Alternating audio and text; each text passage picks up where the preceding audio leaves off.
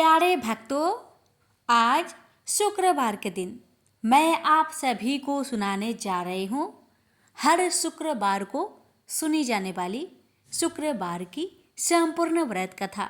इन कथाओं को व्रत रखने वाले भक्तों को एक बार तो अवश्य ही सुनना चाहिए, और जो भक्त व्रत नहीं भी रखते वे भी अगर इन कथाओं को श्रद्धा पूर्वक पूरा श्रवण करें तो अवश्य ही भगवान और माता की कृपा प्राप्त कर सकते हैं। इसलिए सभी भक्तों को आज के दिन इस कथा को एक बार अवश्य सुनना चाहिए। तो आइए शुरू करते हैं कथा। पहले श्रवण करेंगे शुक्र भगवान की कथा। मानिकपुर नगर में 3 दोस्त रहते थे। उनमें से एक काष्ठ, एक ब्राह्मण और एक प्राप्त कर सके। वे तीनों हमेशा साथ रहते थे। तीनों का विवाह हो चुका था। ब्राह्मण और काष्ठ के लड़के का गौना हो चुका था, लेकिन वैश्य पुत्र का भी गौना नहीं हुआ था। उनके दोस्त उसे अक्सर कहा करते थे कि दोस्त, तुम अपनी पत्नी को मायके से लेने क्यों नहीं जाते हो?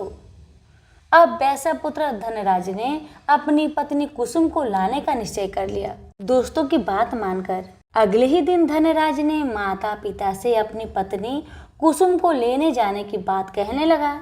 उसकी बात सुनकर वे हैरान होते हुए बोले, बेटा, अभी शुक्र अस्त हो रहा है, इसलिए अभी बहू को लाना उचित नहीं है। कुछ दिन ठहर जाओ, रुक जाओ, फिर पत्नी को लेकर आना। लेकिन धनराज नहीं माना। वह कुसुम को लाने ससुराल पहुंच गया। फिर होना क्या था, ससुराल में धनराज की खूब आवभगत की गई। धनराज ने कुसुम को विदा करने के लिए कहा तो उनके सास ससुर ने कहा, बेटा, अभी शुक्र अस्त हो रहा है, ऐसे में लड़की को विदा नहीं करते। कुछ दिन ठहर जाओ बेटा, फिर हम कुसुम को खुशी खुशी तुम्हारे साथ विदा कर देंगे। लेकिन धनराज वहाँ भी जीत पर अड़ गया। अब दामाद की जीत को देखकर सास ससुर ने भी कुसुम को विदा कर दिया। अब धनराज अपनी पत्नी को लेकर बैलगाड़ी में बैठकर अपने घर को जा रहा था। अचानक बैल तेजी से भागने लगी। रास्ते में बड़े पत्थर से टकराने के कारण गाड़ी की पहिया टूट गया। फलस्वरूप कुसुम गिर गई। उसे काफी चोट आई। दोनों को आगे की यात्रा पैदल ही करनी पड़ी। सुनसान रास्ते से गुजरते हुए डाकुओं ने उन्हें लूट लिया। उनका सारा धन, आभूषण और वस्त्र छीन लिए। किसी तरह दोनों ने अपने जान बचाते हुए अपने घर को पहुंचे।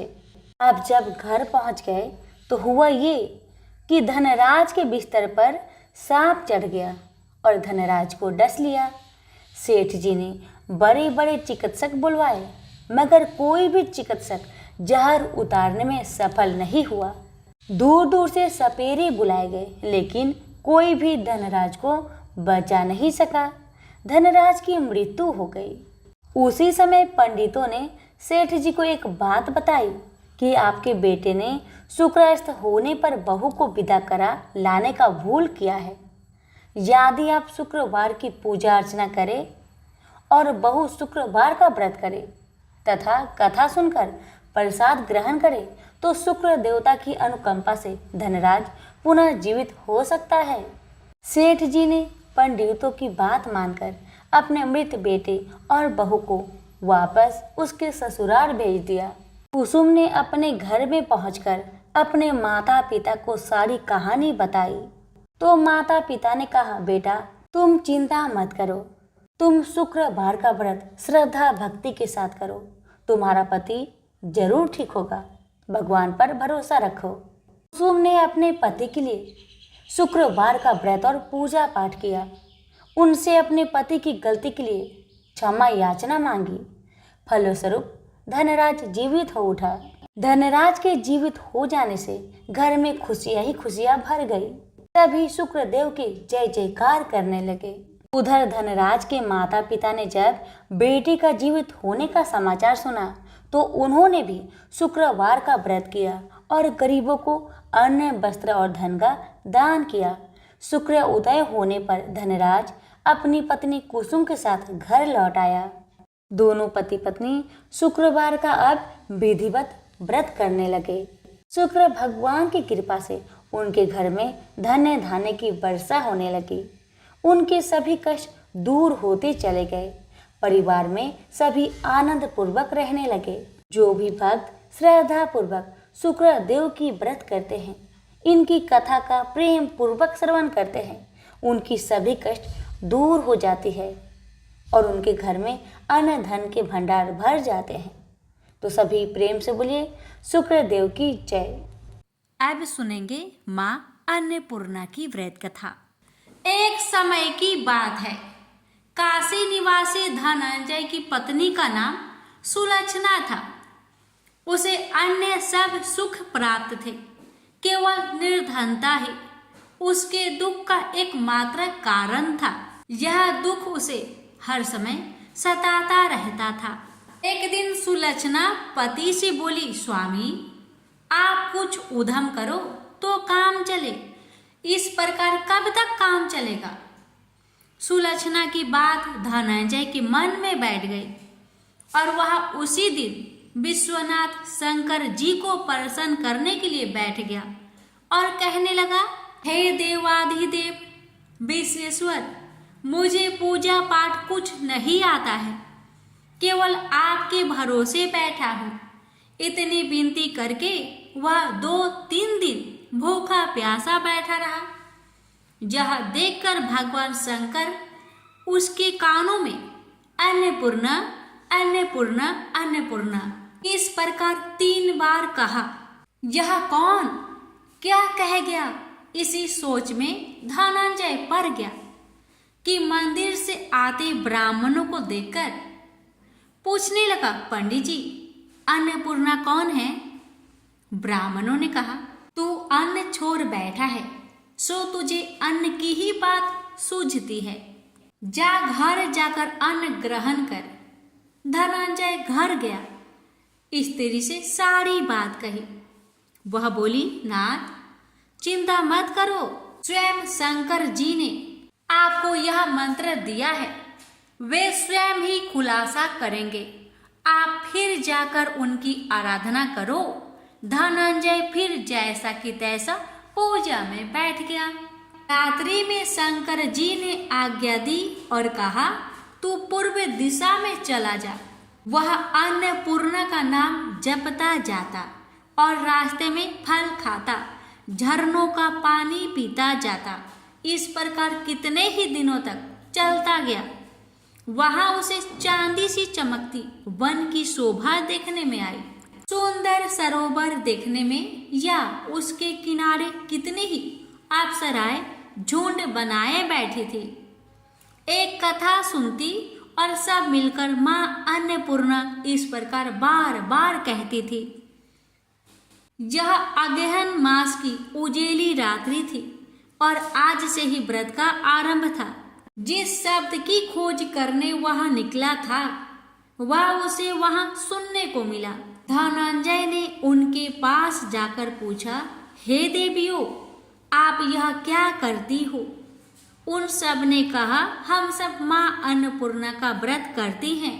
धनंजय ने पूछा, व्रत पूजा करने से क्या होता है, यह किसी ने किया भी है, इसे कब किया जाए, कैसा व्रत है और कैसी विधि है, मुझसे भी विस्तार से बताओ। वे कहने लगे, इस व्रत को सब कोई कर सकते हैं। 21 दिन तक के लिए 21 गांठ का सूत लेना चाहिए। 21 दिन यदि ना बने तो एक दिन उपवास करे, यह भी ना बने तो केवल कथा सुनकर प्रसाद ले। निराहार रहकर कथा कहे, कथा सुनने वाला कोई ना मिले तो पीपल के पत्तों को रख सुपारी या घृत कुमारी वृक्ष को सामने कर, दीपक को साक्षी कर, सूर्य गाय तुलसी या महादेव को बिना कथा सुनाए मुख में दाना न डाले। यदि भूल से कुछ पड़ जाए तो एक दिवस फिर उपवास करे। व्रत के दिन क्रोध ना करे और झूठ ना बोले। धनंजय बोला, इस व्रत के करने से क्या होगा। वे कहने लगी, इसके करने से अंधों को नेत्र मिले, लुल्लू को हाथ मिले, निर्धन के घर धन आए, बाझीन को संतान मिले, मूर्ख को विद्या आए। जिस कामना से व्रत करे माँ उसकी इच्छा पूरी करती है। वह कहने लगा, बहिनों, मेरे पास भी धन नहीं है, विद्या नहीं है, कुछ भी तो नहीं है। मैं तो दुखिया ब्राह्मण हूँ, मुझे इस व्रत का सूत दोगी? हाँ भाई, तेरा कल्याण हो, हम तुम्हें अवश्य देंगे। ले इस व्रत का मंगल सूत्र ले। धनंजय ने व्रत किया, व्रत पूरा हुआ। तभी सरोवर में से 21 खंड की स्वर्ण सीरी हीरा मोती जरी हुई प्रकट हुई। धनंजय अन्नपूर्णा अन्नपूर्णा कहता जाता था। इस प्रकार कितनी ही सीढ़ियां उतर गया तो क्या देखता है कि करोड़ों सूर्य से प्रकाशमान अन्नपूर्णा का मंदिर है। उसके सामने स्वर्ण सिंहासन पर माता अन्नपूर्णा विराजमान है। सामने भिक्षा हेतु शंकर भगवान खड़े हैं। देवंगनाएं चवर डुलाती है, कितने ही हथियार बंधे पहरा देती हैं। धनंजय दौड़कर जगदम्बा के चरणों में गिर गया। देवी उसके मन का कलेश जान गई। धनंजय कहने लगा, माता, आप तो अंतर्यामी हो, आपको अपनी दशा क्या बताऊं? माता बोली, मेरा व्रत किया है, क्या संसार तेरा सत्कार करेगा। माता ने धनंजय की जिह्वा पर बीज मंत्र लिख दिया। अब तो उसके रोम रोम में विद्या प्रकट हो गई। इतने में क्या देखता है कि वह काशी विश्वनाथ के मंदिर में खड़ा है। माँ का वरदान ले धनंजय घर आया। सुलक्षणा से सब बात कही। माता जी की कृपा से उसके घर में संपत्ति उमड़ने लगी। छोटा सा घर बहुत बड़ा गिना जाने लगा। जैसे शहद के छत्ते में मक्खियाँ जमा होती है, उसी प्रकार अनेक सगे संबंधी आकर उसकी बड़ाई करने लगे। कहने लगे, इतना धन और इतना बड़ा घर, सुंदर संतान नहीं तो इस कमाई का कौन भोग करेगा। सुलक्षणा से संतान नहीं है, इसलिए तुम दूसरा विवाह करो। अनिच्छा होते हुए भी धनंजय को दूसरा विवाह करना पड़ा और सती सुलक्षणा को स्वाद का दुख उठाना पड़ा। इस प्रकार दिन बीतते गए। फिर अगहन मास आया। नए बंधन से बंधे पति से सुलक्षणा ने कहलाया कि हम व्रत के प्रभाव से सुखी हुए हैं, इस कारण यह व्रत छोड़ना नहीं चाहिए। यह माता जी का प्रताप है जो हम इतने संपन्न और सुखी हैं। सुलक्षणा की बात सुन धनंजय उसके यहाँ आया और व्रत में बैठ गया। नई बहू को इस व्रत की खबर नहीं थी। वह धनंजय के आने की राह देख रही थी। दिन बीतते गए और व्रत पूर्ण होने में 3 दिवस बाकी थे कि नई बहू को खबर पड़ी। उसके मन में ईर्ष्या की ज्वाला दहक रही थी।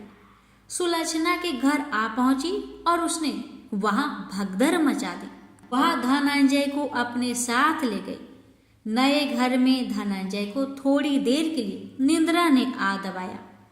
इसी समय नई बहू ने उसका व्रत का सूत तोड़कर आग में फेंक दिया। अब तो माता जी का कोप जाग गया। घर में अकस्मात आग लग गई। सब कुछ जलकर खाक हो गया।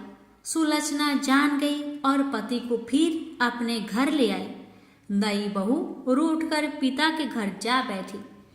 पति को परमेश्वर मानने वाली सुलक्षणा बोली, नाथ, घबराना नहीं, माता जी की कृपा अलौकिक है। पुत्र कुपुत्र हो जाता है पर माता कुमाता नहीं होती। अब आप श्रद्धा और भक्ति से आराधना शुरू करो, वे जरूर हमारा कल्याण करेगी।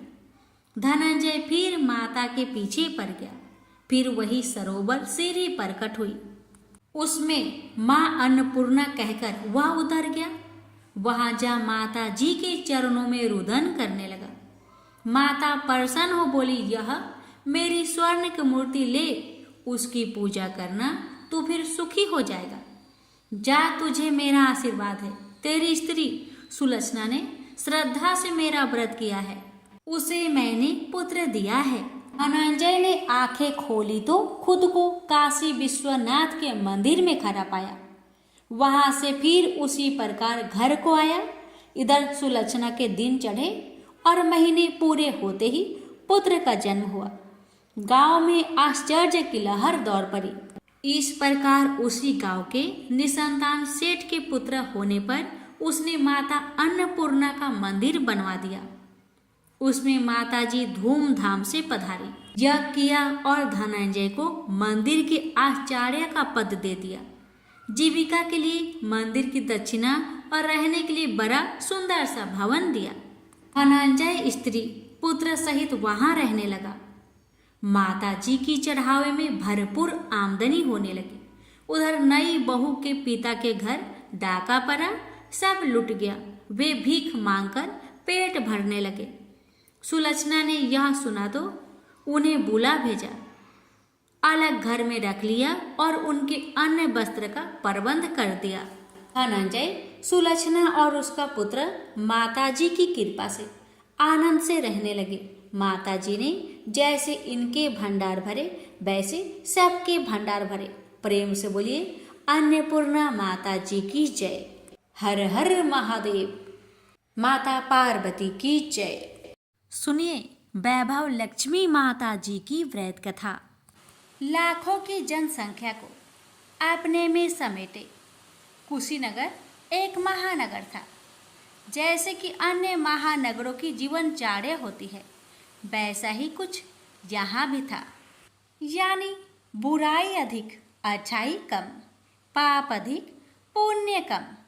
इसी कुशीनगर में हरिवंश नामक एक सद्गृहस्थ अपनी पत्नी दामिनी के साथ सुखी संपन्न जीवन गुजार रहा था। दोनों ही बड़े नेक और संतोषी स्वभाव के थे। धार्मिक कार्य अनुष्ठानों में उनकी अपार श्रद्धा थी। दुनियादारी से उनका कोई विशेष लेना देना नहीं था। अपने में ही मगन गृहस्थ की गाड़ी खींचे चले जा रहे थे दोनों। किसी ने ठीक ही कहा है, संकट और अतिथि की आने के लिए कोई समय निर्धारित नहीं होता। कुछ ऐसा ही हुआ दामिनी के साथ।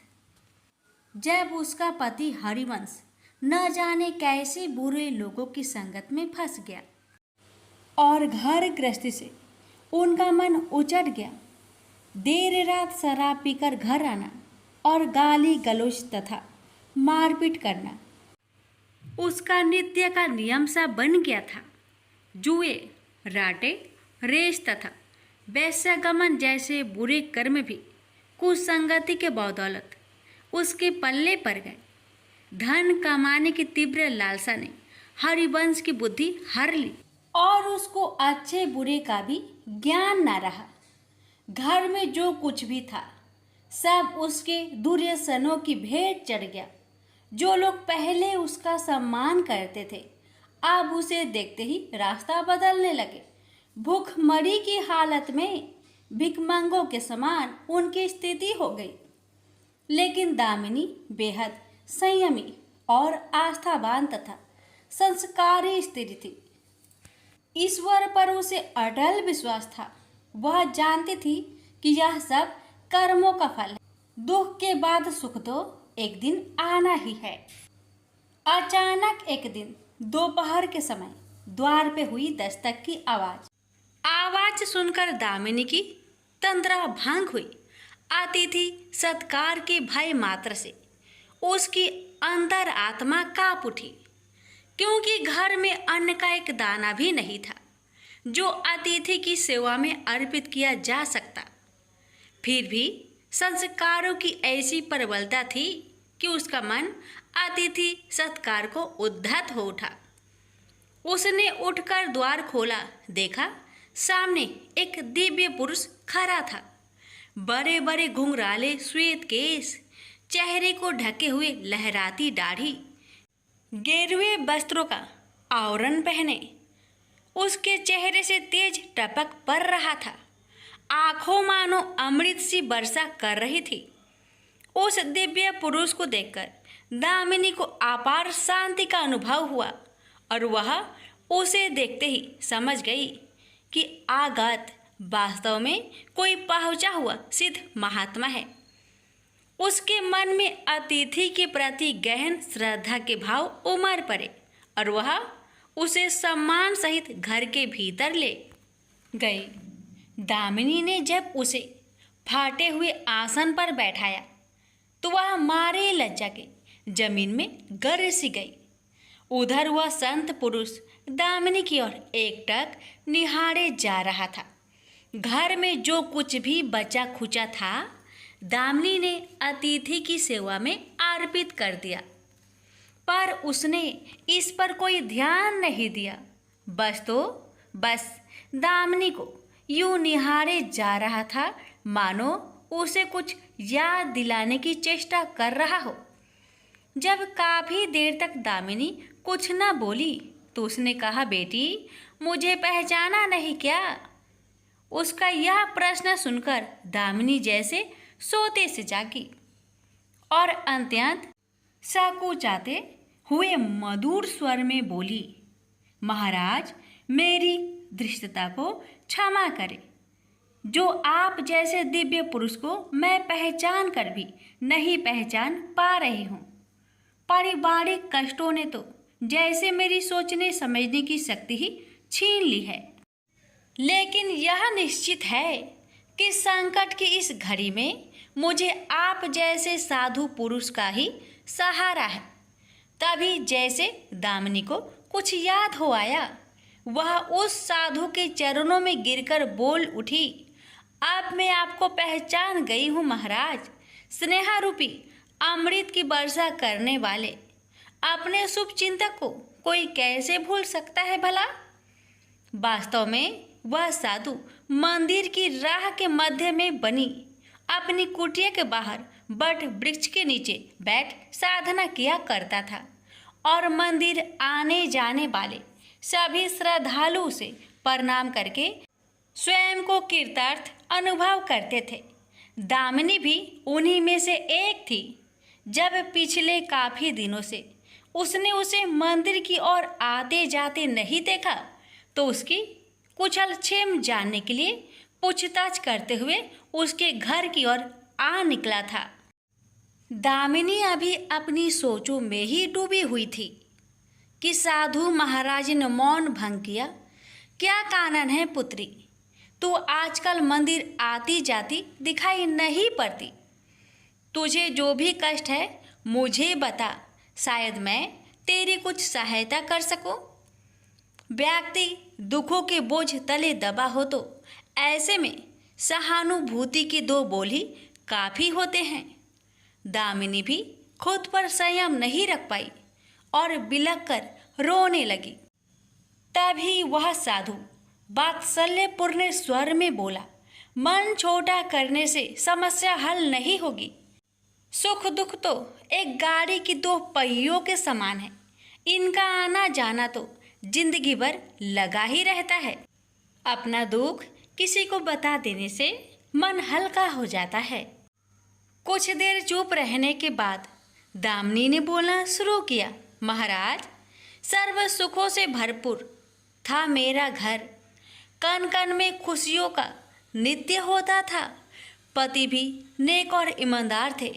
सदा जीवन उच्च विचार की आधारशिला पर टिकी थी। हमारी गृहस्थी रुपए पैसे की भी कोई कमी नहीं थी। सुबह शाम घर में ईश्वर वंदना होती थी। लेकिन अचानक न जाने किसकी नज़र लग गई, हमारा भाग्य हमसे रूठ गया। मेरे पति कुछ संगति में फंसकर अपना सब कुछ गवा बैठे। अब तो ऐसा लगता है जैसे साया भी साथ छोड़कर जाने को तैयार बैठा है। भिखारियों से भी बदतर स्थिति हो गई है हमारी। दामिनी की करुण व्यथा सुनकर साधु का हृदय हाहाकार कर उठा। वह द्रवित स्वर में बोल उठा, बेटी कर्म का लिखा तो भोगना ही पड़ता है। तुम्हारे कष्टों का भी कर्मों से नाता है। लेकिन तुम चिंता ना करो, सब कुछ पहले जैसा हो जाएगा। दुख के बाद ही सुख आता है। दुख सहे बिना सुख की सच्ची अनुभूति हो ही नहीं सकती। तो माँ लक्ष्मी के प्रति श्रद्धा जारी रखो। सबका उद्धार करने वाली प्रेम का छलकता सागर है माँ लक्ष्मी। अपने भक्तों पर सदैव उनकी कृपा दृष्टि रहती है। तुम संपूर्ण आस्था के साथ माँ वैभव लक्ष्मी का व्रत करना शुरू करो। तुम्हारी साधना अवश्य रंग लाएगी। दामिनी एक संस्कारी स्त्री थी। धर्म कर्म में उसकी अगाध आस्था थी। माँ वैभव लक्ष्मी के व्रत की बात सुनकर उसका चेहरा दमक उठा। बोली, महाराज, यदि इस व्रत को करने से मेरे परिवार पर आई विपदा टल सकती है तो मैं इसे जरूर करूँगी। आप मुझे बताएं कि इस व्रत को कब और कैसे किया जाता है।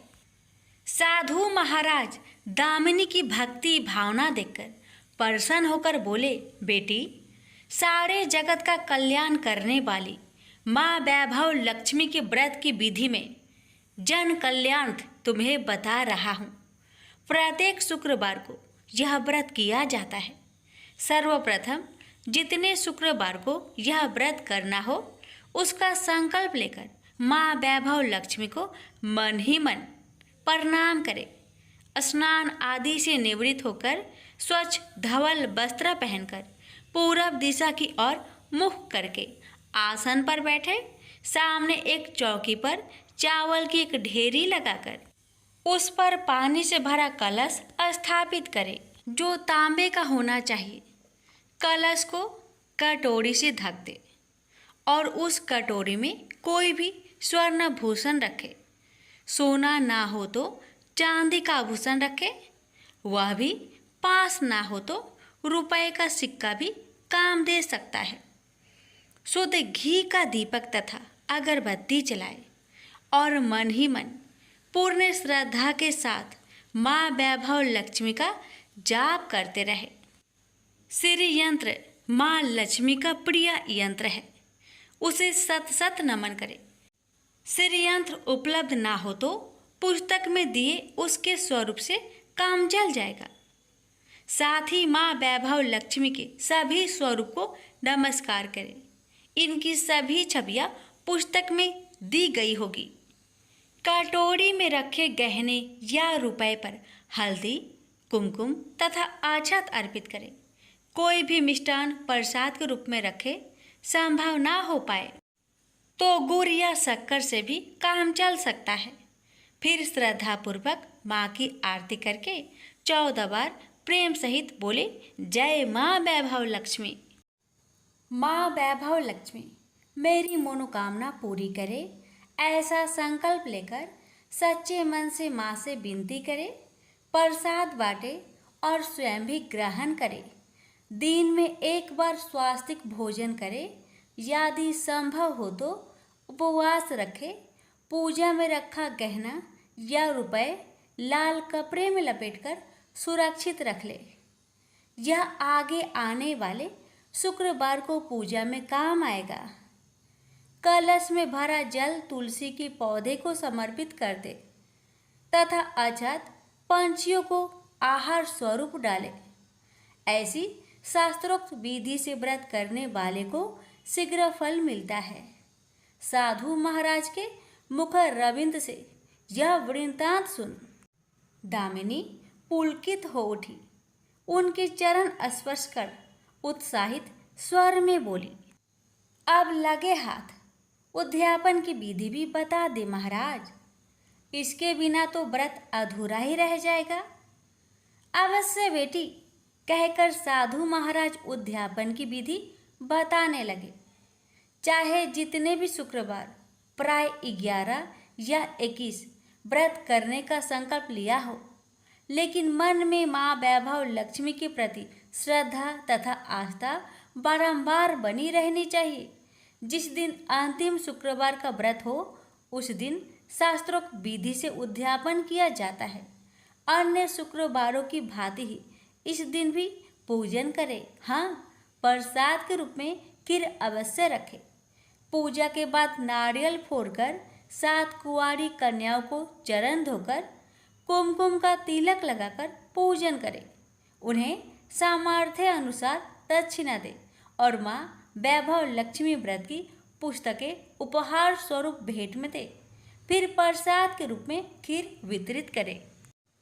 अब माँ वैभव लक्ष्मी के सभी स्वरूप को मन ही मन नमन करते हुए कहे, हे माँ, यदि मैंने शुद्ध तथा निर्मल हृदय से आपकी स्तुति करते हुए वैभव लक्ष्मी व्रत विधि विधान अनुसार पूर्ण किया हो तो मेरी मनोकामना अवश्य पूरी करना। संतानहीनों को संतान देने वाली, दुखियों का दुख हरने वाली, अखंड सौभाग्य का वरदान देने वाली, कुंवारी कन्याओं को मन चाहा वर देने वाली माँ वैभव लक्ष्मी, आपकी महिमा अपरंपार है। अपने हर भक्त की विपत्तियां हरकर उन्हें सुख समृद्धि प्रदान करना। साधु महाराज से वैभव लक्ष्मी व्रत का शास्त्रोक्त ज्ञान प्राप्त करके दामिनी भाव विभोर हो उठी। उसे अपने भीतर एक अनोखे तथा असीमित आत्मबल का संचार होता महसूस हुआ। उसने भी माँ वैभव लक्ष्मी के 21 व्रत आते शुक्रवार से शुरू करने का संकल्प लेकर साधु महाराज को आदर सहित विदा किया और मन ही मन माँ वैभव लक्ष्मी का स्तुति गान करने लगी। 2 दिन बाद ही शुक्रवार आ गया। उससे पहली रात दुखों की मारी दामिनी ठीक से सो भी न सकी। माँ वैभव लक्ष्मी के व्रत करने से उसकी समस्याओं का अंत हो जाएगा, यह सोचकर वह मुंह अंधेरी उठ बैठी और स्नान आदि कर स्वच्छ वस्त्र धारण किए। आसन पर पूर्व दिशा की ओर मुंह करके दामिनी ने अपने सम्मुख रखी चौकी पर चावल की छोटी सी ढेरी बनाकर उस पर तांबे का कलश रखा। लेकिन जब स्वर्ण भूषण रखने की बात आई तो धर्म संकट में पड़ गई। सारे गहने पति ने दुर्योधनों की भेंट चढ़ चुके थे। विवाहित स्त्री थी तो मंगलसूत्र भी उतार कर नहीं रख सकती थी और कोई गहना था नहीं। तभी उसे उन नन्ही पायलों का स्मरण हो आया जो उसने अपनी आने वाली संतान के लिए बनवाकर रख छोड़ी थी और पति की निगाहों से उन्हें बचाकर रखा था। उसने झटपट वह पायलें निकाली और गंगा जल से धोकर उन्हें शुद्ध करके कलश पर रखी कटोरी में डाल दिया। डिब्बे की तली में से बची खुची शक्कर निकालकर उसे प्रसाद के रूप में रखा और विधि अनुसार व्रत किया। सर्वप्रथम उसने अपने पति को प्रसाद दिया। आने वाला पूरा सप्ताह बड़े ही हंसी खुशी से बीता। बात बात पर झल्ला उठने वाला उसका पति अपेक्षाकृत शांत तथा संयत रहा। कोई मारपीट तथा कलेश घर में नहीं हुआ। इसे दामिनी ने माँ वैभव लक्ष्मी का चमत्कार समझा और मन ही मन उन्हें प्रणाम किया। माँ वैभव लक्ष्मी के प्रति उसकी आस्था और भी बलवती हो गई। इसी प्रकार शास्त्रोक्त विधि से दामिनी ने 20 शुक्रवार के व्रत पूरे कर लिए। इस बीच कई परिवर्तन हुए थे। उसका पति कुसंगति छोड़कर सीधी राह पर आ गया था और उसका कामकाज भी जमने लगा था। घर में यदि किसी चीज की बहुतायत नहीं थी तो कमी भी नहीं रह गई थी। यह सब माँ वैभव लक्ष्मी के चमत्कार और दामिनी की आस्था तथा विश्वास का परिणाम था। 21वें शुक्रवार को व्रत का उद्यापन करना था। साधु महाराज के वचन अभी मानो दामिनी के कानों में गूंज रहे थे। उनकी बताई विधि के अनुसार ही दामिनी ने शास्त्रोक्त विधि से उद्यापन किया। 7 कुंवारी कन्याओं को भोजन कराकर दक्षिणा दी। आसपास की सौभाग्यवती स्त्रियों में प्रसाद तथा माँ वैभव लक्ष्मी व्रत कथा की पुस्तकें वितरित की। माँ वैभव लक्ष्मी के हर स्वरूप को प्रणाम किया और कहा, आपकी महिमा निराली है माँ, आपने मेरे सारे दुख हर लिए। मेरी सभी मनोकामनाएं पूर्ण कर दी। मेरा उजड़ा घर फिर से बस गया। मेरा यह नया जीवन आप ही की देन है माँ। मैं आजीवन आपकी पूजा अर्चना करूंगी और दूसरों को भी आपकी महिमा से अवगत कराकर वैभव लक्ष्मी के व्रत रखने के लिए प्रेरित करूंगी। बोलो जय माँ वैभव लक्ष्मी, आपकी सदा ही जय हो। संतोषी माता जी की व्रत कथा। कथा इस प्रकार है। एक बुढ़िया माई थी, उसके 7 लड़के थे। 6 कमाने वाले थे और एक निकम्मा था, कमाता कुछ नहीं था। बुढ़िया माई अपनी 6 बेटों के लिए भोजन बनाती थी और उनको भोजन कराती, और उनसे जो कुछ जूठन बचती वह 7वें बेटे को देती थी। एक दिन 7वां बेटा अपनी पत्नी से बोला, देखो मेरी माँ को मुझ पर कितना प्रेम है। वह बोली, क्यों नहीं, सबका जो जूठा तुमको खिलाती है। वह बोला, ऐसा नहीं हो सकता। मैं जब तक अपनी आंखों से ना देख लूं, मैं मान नहीं सकता कि मेरी माँ मेरे साथ ऐसा कर सकती है। कुछ दिन बाद त्योहार आया। घर में 7 प्रकार के भोजन और चूरमे के लड्डू बने। अब सबसे छोटे लड़के ने, यानी कि 7वें लड़के ने, अपना सिर दुखने का बहाना बनाया और पतला चादर ओढ़कर रसोई घर में सो गया, ये देखने के लिए कि मेरी माँ मुझे जूठे भोजन देती है या फिर बनाई हुई ताजी भोजन देती है। लड़का झूठ मूठ का सोने के नाटक करके रसोई घर में सोया हुआ है। वह पतले चादर के अंदर से सब कुछ देख रहा था। तभी 6 भाई भोजन करने आए। उसने देखा माँ ने उनके लिए सुंदर आसन बिछाया, नाना प्रकार की रसोई परोसी और आग्रह करके उन्हें जिमाया, और वह देखता रहा। तब 6 भाइयों ने भोजन करके उठा। तब माँ ने क्या किया कि उनकी बची हुई भोजन, जूठी भोजन थालियों में से इकट्ठा करके सभी लड्डुओं के टुकड़ों को उठाकर एक लड्डू बनाया और सभी जूठन को साफ करके बुढ़िया ने अपने सबसे छोटे लड़के को पुकारा, बेटा 6 भाई भोजन करके चले गए, अब तू ही बाकी है, उठ और खाना खा ले।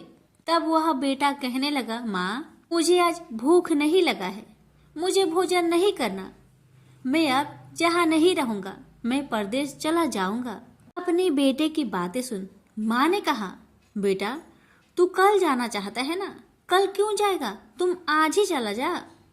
तब बेटा बोला, हाँ माँ मैं आज ही चला जा रहा हूँ। यह कहकर वह घर से निकल गया। चलते समय पत्नी की याद आई। वह गौशाला में उपले थाप रही थी। वहां जाकर वह बोला, हम जावे परदेश, आवेंगे कुछ काल, तुम रहियो संतोष से, धर्म अपनो पाल।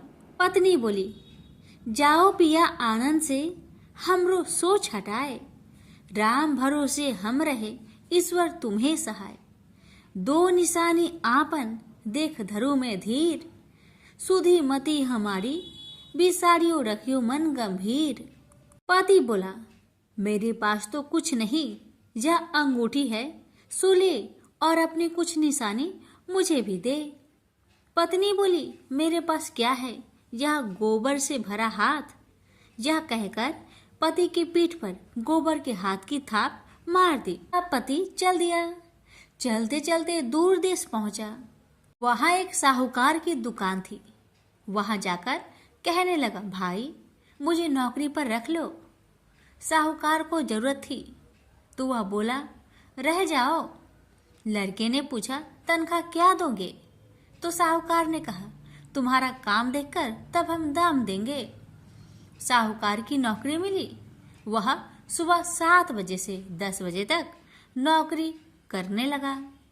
कुछ दिनों में दुकान का सारा लेन देन, हिसाब किताब, ग्राहकों को माल बेचना, सारा काम करने लगा। साहूकार के 7-8 नौकर थे। वे सब चक्कर खाने लगे। यह तो बहुत होशियार बन गया है। सेठ ने भी काम देखा और 3 महीने में ही उसे आधे मुनाफे का हिस्सेदार बना लिया। वह कुछ वर्ष में ही नामी सेठ बन गया और मालिक सारा कारोबार उस पर छोड़कर चला गया। इधर पति की अनुपस्थिति में उसकी पत्नी को सास ससुर दुख देने लगे। सारी गृहस्थी का काम करा के उसे लकड़ी लेने जंगल में भेजते हैं।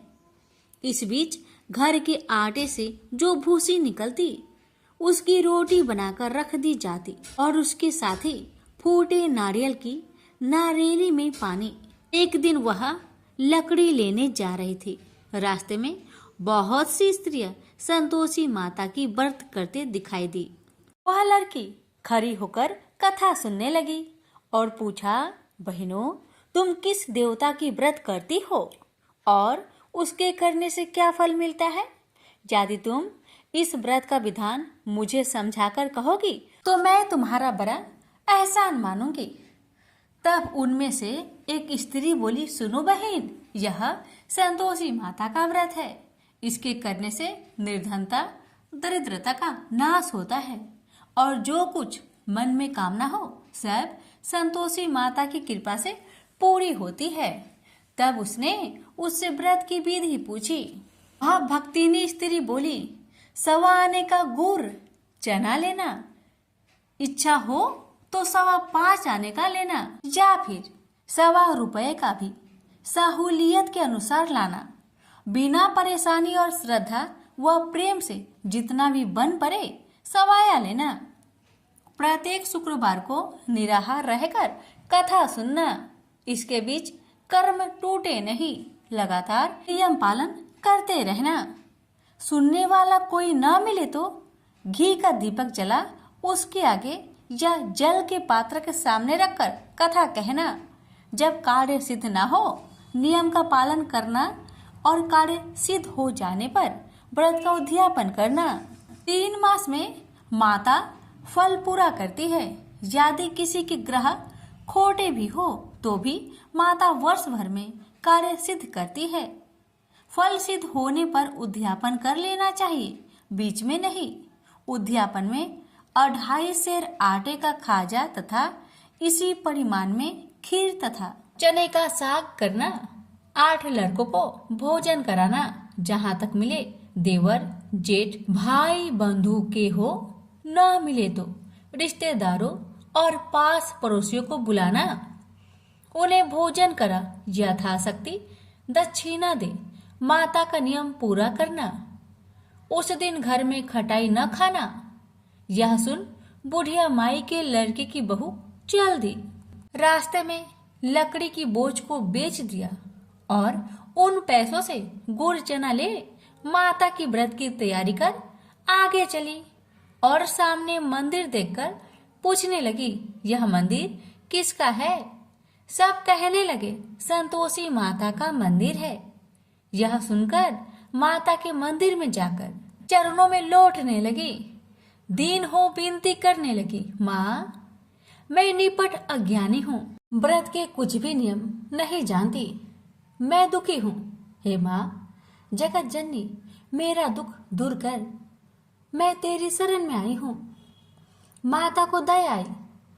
एक शुक्रवार बीता कि दूसरे को उसके पति का पत्र आया और तीसरे शुक्रवार को उसका भेजा हुआ पैसा आ पहुंचा। यह देख जेठ जेठानी मुंह सिडोकने लगी। लड़के ताने देने लगे। काकी के पास पत्र आने लगे, रुपया आने लगा। अब तो काकी की खातिर बढ़ेगी। बेचारी सरलता से कहती, भैया कागज आवे रुपया आवे, हम सब के लिए अच्छा है। ऐसा कहकर आंखों में आंसू भरकर संतोषी माता के मंदिर में आ मातेश्वरी के चरण में गिरकर रोने लगी। माँ, मैंने तुमसे पैसा कब मांगा है माँ? मुझे पैसे से क्या काम है माँ? मुझे तो अपने सुहाग से काम है। मैं तो अपनी स्वामी के दर्शन मांगती हूँ माँ। तब माता ने प्रसन्न होकर कहा, जा बेटी, तेरा स्वामी आएगा। यह सुनकर खुशी से बावली होकर घर जा पहुंची, अपना काम काज करने लगी। अब संतोषी माँ विचार करने लगी, इस भोली पुत्री को मैंने कह तो दिया कि तेरा पति आएगा, लेकिन कैसे? वह तो इसे सपने में भी याद नहीं करता। उसे याद दिलाने को मुझे ही जाना पड़ेगा। इस तरह माता जी उस बुढ़िया के बेटे के पास जा सपने में प्रकट हो कहने लगी, साहूकार के बेटे तुम सो रहा है या जागता है? वह कहने लगा, माता मैं सोता भी नहीं जागता भी नहीं, कहो क्या आज्ञा है? माता कहने लगी, तेरे घर बार कुछ है कि नहीं? वह बोला, मेरे पास सब कुछ है माँ, माँ बाप है, पत्नी है, क्या कमी है माँ? माँ बोली, भोले पुत्र तेरी पत्नी घोर कष्ट उठा रही है, तेरे माँ बाप उसे परेशान कर रहे हैं, वह तेरे लिए तरस रही है, तू उसकी सुधि ले। वह बोला, हाँ माता जी यह तो मालूम है, परंतु जाऊं तो कैसे? परदेश की बात है, लेन देन का कोई हिसाब नहीं है, कोई जाने का रास्ता भी नहीं आता, कैसे चला जाऊं? माँ कहने लगी, मेरी बात मान, सवेरे नहा धोकर संतोषी माता का नाम ले, घी का दीपक जला, दंडवत कर दुकान पर बैठ, देखते देखते तेरा सारा लेन देन चुक जाएगा, जमा का माल बिक जाएगा, साज होते होते धन का भारी ढेर लग जाएगा। माता की बात मानकर वह नहा धोकर संतोषी माता को दंडवत घी का दीपक जला, थोड़ी देर में देने वाले रुपए लाने लगे, लेने वाले हिसाब लेने लगे, कोठे में भरे सामान की खरीदारी नगद दाम में दे सौदा करने लगे। शाम तक धन का भारी ढेर लग गया।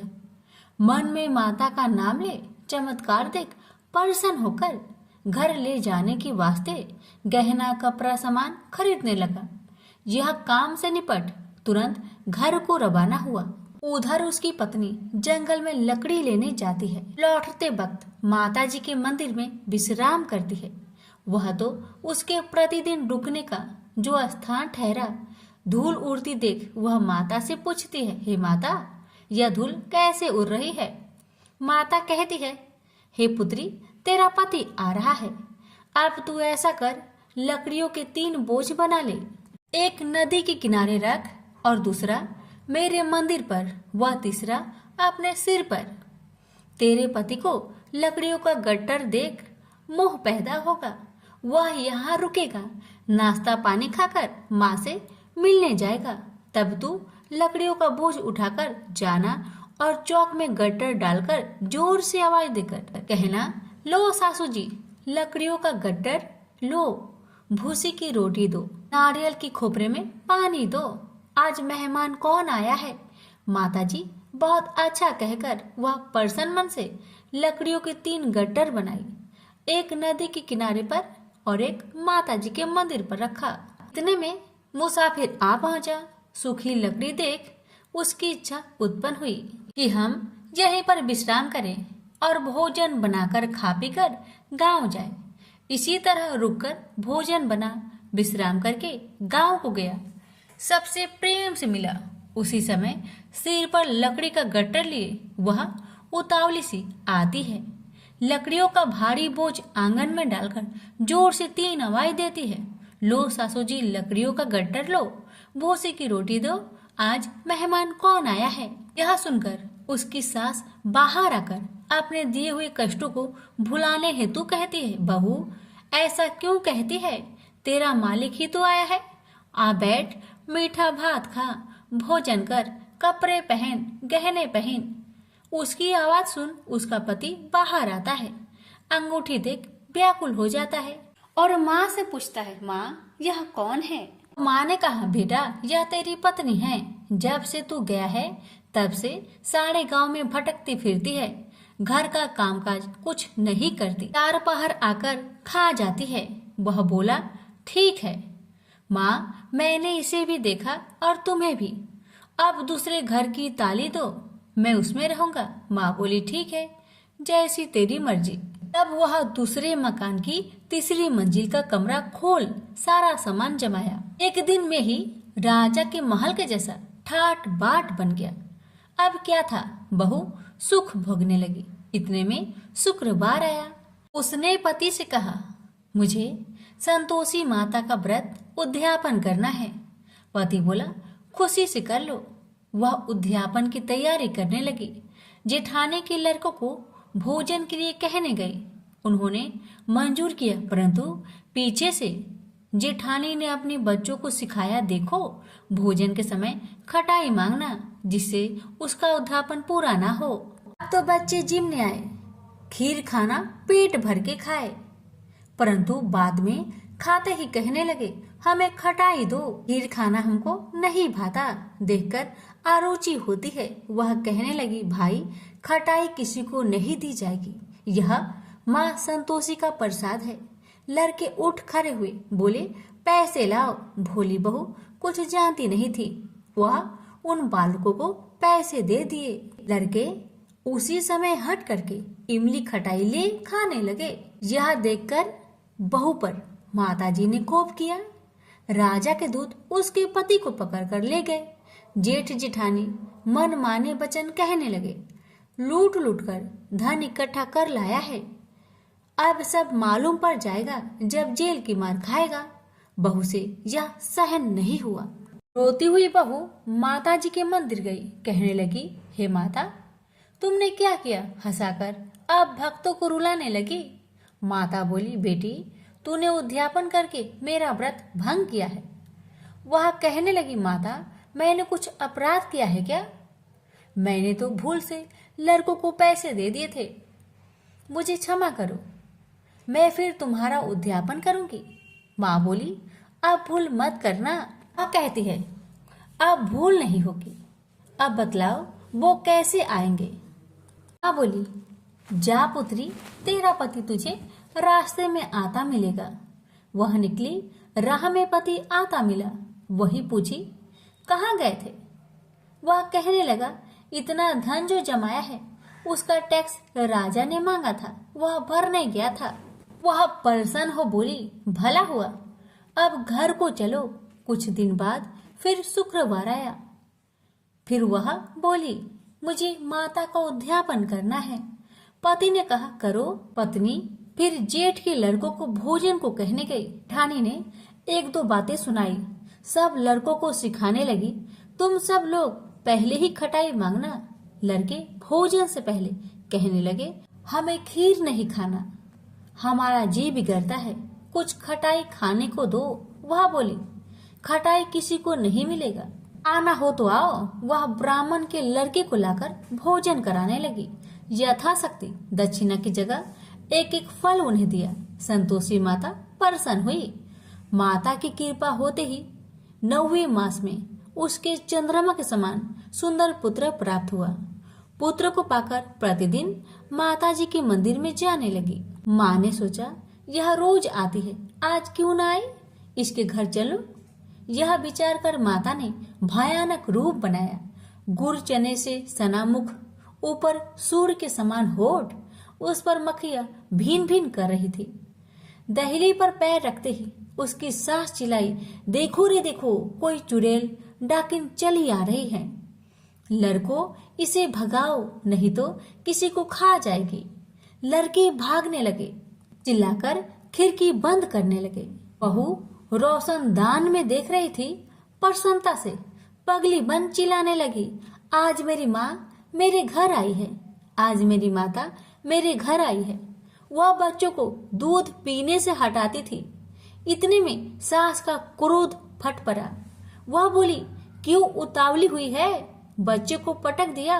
इतने में माँ के प्रताप से लड़के ही लड़के नजर आने लगे। वह बोली, माँ जिसका मैं व्रत करती हूँ, यह वही संतोषी माता है।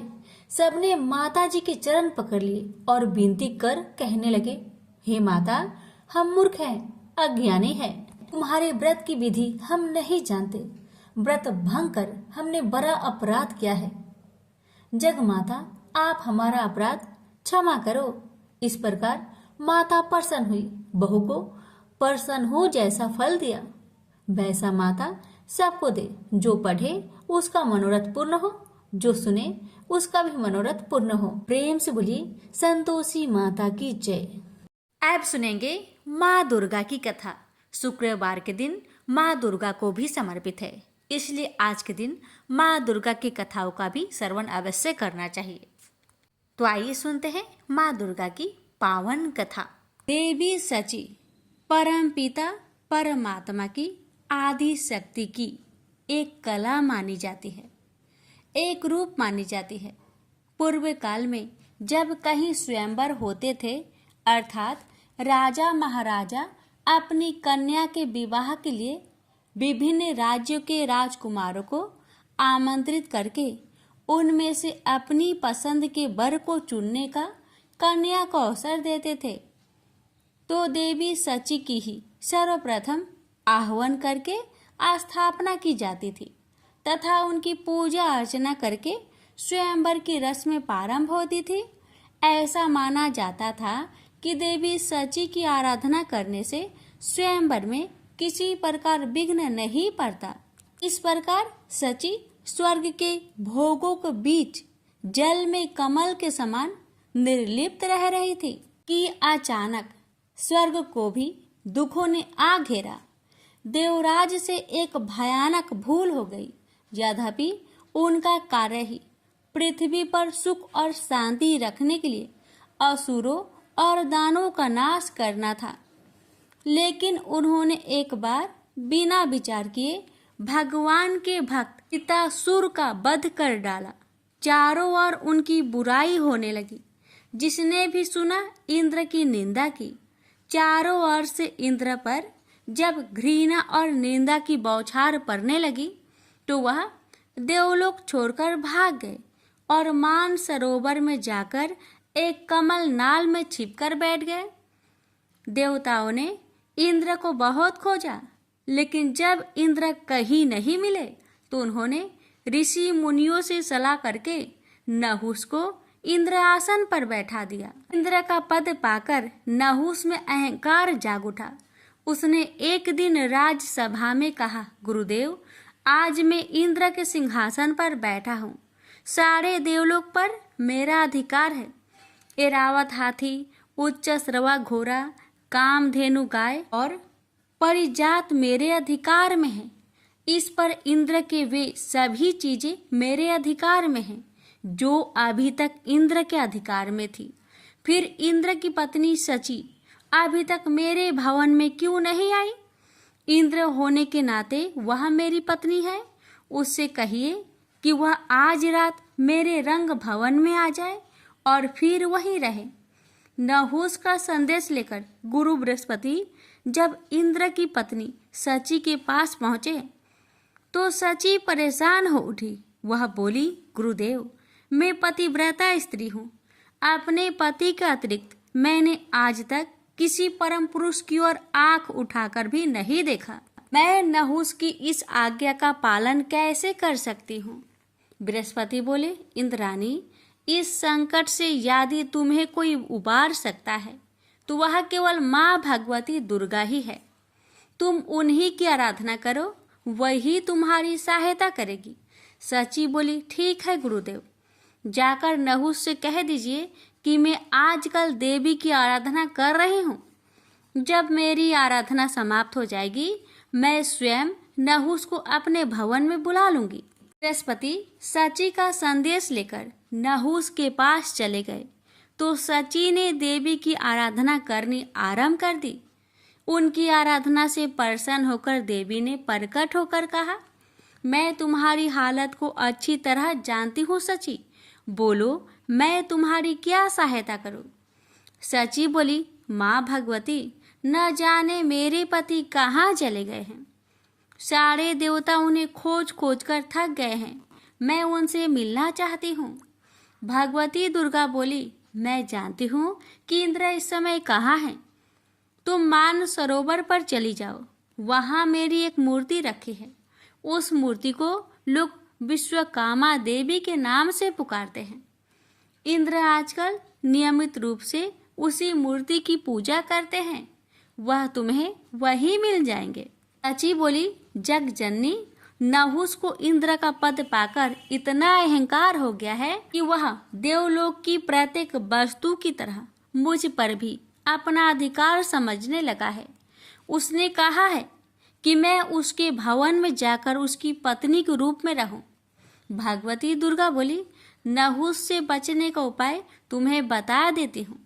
तुम कल नहुस के पास संदेश भेज देना कि किसी ऐसी सवारी से मेरे भवन में पधारे, इसे ऋषि ढोकर लाए। देवी की कृपा से उसी दिन मान सरोवर पर सची की इंद्र के साथ भेंट हो गई और दूसरे दिन उन्होंने एक दासी से कहकर वह संदेश नहुस के पास भिजवा दिया जो देवी ने बताया था। दासी वह संदेश लेकर नहुस की राजसभा में पहुंची और बोली, महाराज नहुस की जय हो। मैं देवराज इंद्र की पत्नी सची की दासी हूँ। उन्होंने मेरे द्वारा आपके लिए एक संदेश भेजा है। उन्होंने कहा है कि आज रात अपने भवन में वो आपका स्वागत करना चाहती है। नहुस बोला, ओ यह तो बड़ी प्रसन्नता की बात है। हम रात को सची के भवन में पहुंच जाएंगे। दासी बोली, अवश्य पधारिए महाराज, लेकिन आप देवी के भवन में किसी ऐसी दिव्य सवारी में बैठकर जाए जिसे ऋषि ढो रहे हों। दासी के जाने के बाद नहुस ने सभी ऋषि मुनियों को बुलाकर कहा, आप सब लोग मेरी बात ध्यान से सुनिए। मैं आजकल इंद्रलोक ही क्या समूचे विश्व का स्वामी हूँ। जिस तरह इंद्र का राज्य और समस्त चल अचल संपत्ति का स्वामी मैं हूँ, उसी तरह पहले इंद्र की पत्नी सची ने भी मुझे अपना पति स्वीकार कर लिया है। ऋषि बोले, यह आप क्या कह रहे हैं महाराज? विश्वास नहीं होता। सची जैसी साध्वी स्त्री ऐसा कैसे कर सकती है? नहुस बोला, आपको विश्वास करना ही पड़ेगा, क्योंकि अभी अभी एक दासी ने मुझे आकर बताया है कि पिछले इंद्र की पत्नी सची ने मुझे पति के रूप में स्वीकार कर लिया है। ऋषि बोले, यह आप क्या कह रहे हैं महाराज? विश्वास नहीं होता। सची जैसी साध्वी स्त्री ऐसा कैसे कर सकती है? नहुस बोला, आपको विश्वास करना ही पड़ेगा, क्योंकि अभी अभी एक दासी ने मुझे आकर बताया कि पिछले इंद्र की पत्नी सची ने मुझे पति के रूप में स्वीकार कर लिया है और कहा है कि मैं ऐसी दिव्य सवारी में सवार होकर सची के भवन में पहुंचूं जिसे ऋषि ढो रहे हों। ऋषि बोले, ऐसी भला कौन सी सवारी है जिसे ऋषि ढोते हैं? हमने तो आज तक ऐसी सवारी नहीं देखी। नहुस बोला, ऐसी सवारी पालकी होती है। आप लोग उसे कहारों के स्थान पर अपने कंधों पर ढोकर ले चलेंगे। मैं इंद्र हूँ। आपको मेरी इस छोटी सी आज्ञा का पालन हर हालत में करना होगा। नहुस की इस आज्ञा को सुनकर ऋषियों को बहुत बुरा लगा। जी चाहा कि नहुस को श्राप दे दे, लेकिन अचानक उनके मन में माँ भगवती ने एक नई भावना जगा दी। उन सभी ने सोचा कि नहुस के सर्वनाश के दिन निकट आ गए हैं, इसलिए उन्हें शांत रहना चाहिए। नहुस ने बड़ी बेचैनी से शाम की प्रतीक्षा की। शाम होते ही उसने ऋषि मुनियों को बुला लिया और एक खुली हुई पालकी में जा बैठा। ऋषियों ने पालकी के दोनों ओर निकले डंडे उसके कंधों पर रख लिए और सची के भवन की ओर चल दिए। ऋषियों ने कभी कंधों पर बोझ ढोया न था, अतः पालकी के डंडों और बोझ के कारण 4 कदम चलते ही उनके कंधे में दर्द होने लगा था, इसलिए उन्हें कदम बढ़ाने में तकलीफ होने लगी। नहुस तो उतावला हो रहा था। उसने पालकी को शीघ्रता के साथ ले जाने के लिए कहा। बेचारे वृद्ध ऋषि जैसे तैसे पालकी को और तेज ले जाने लगे, परंतु नहुस को अभी संतोष नहीं हुआ। ने कोरों से ऋषियों को पीटना प्रारंभ किया। अगस्त्य ऋषि को इससे अत्यंत क्रोध उत्पन्न हुआ और उन्होंने नहुस को भला बुरा कहते हुए श्राप दे दिया। दुष्ट, तू अजगर बनकर पृथ्वी पर गिर जा और लंबे समय तक अपने दुष्कर्मों का फल भोग। और ऐसा ही हुआ। नहुस अपने पापों के प्रतिफल के रूप में अजगर की योनि में पृथ्वी पर सैकड़ों वर्ष तक पड़ा रहा। भगवती दुर्गा की कृपा से देवराज इंद्र पुनः प्रकट हो गए और देवी सची के साथ स्वर्ग के सिंहासन पर बैठकर आनंद पूर्वक रहने लगे। प्रेम से बोलिए भगवती माता की जय।